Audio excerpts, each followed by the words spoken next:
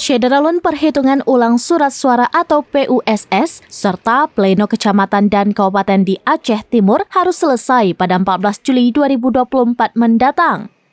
Komisioner KIP Aceh Muhammad Sayuki saat ditemui Serambi di Aceh Timur pada Kamis 11 Juli 2024 mengatakan ada 2 kabupaten yang melaksanakan PUSS sesuai aturan PKPU dan putusan mahkamah, maka seluruh perhitungan ulang dan rekapitulasi harus siap sampai 14 Juli. Pihaknya selalu berkoordinasi dengan KPU RI terkait 2 kabupaten Aceh Timur dan PD untuk segera menyelesaikan perhitungan ulang itu. Sampai sejauh ini tidak ada kendala apapun perhitungan dan rekapitulasi suara di tingkat kecamatan serta kabupaten. Sementara itu, Divisi SDM KIP Aceh Timur, Syed Reza Falevi menjelaskan pihak KIP akan berupaya menyelesaikan semua tahapan sampai batas waktu yang ditentukan. Pleno kecamatan saat ini telah selesai sebanyak 4 kecamatan, Simpang Jernih, Birembayan, Benaron, dan Perlak Barat.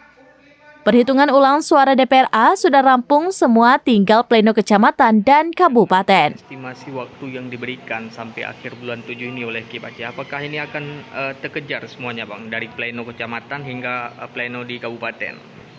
Sejauh ini kami dari KIP Aceh Timur optimis akan menyelesaikan sesuai dengan waktu yang diberikan kami, dan hari ini progresnya telah mencapai 60%. Jadi mungkin kemungkinan hari ini akan selesai kita kejar di 90%. Kita usahakan 100%. Ada berapa kecamatan yang sudah siap ini? Yang sudah siap seperti Simpang Jernih, Birembayan, habis itu Benaron dan Perlak Barat.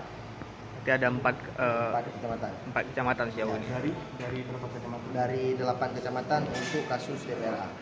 Untuk DPRK sendiri ada berapa kecamatan? DPRK sendiri ini lagi proses perhitungan, baru memasuki 1 kecamatan.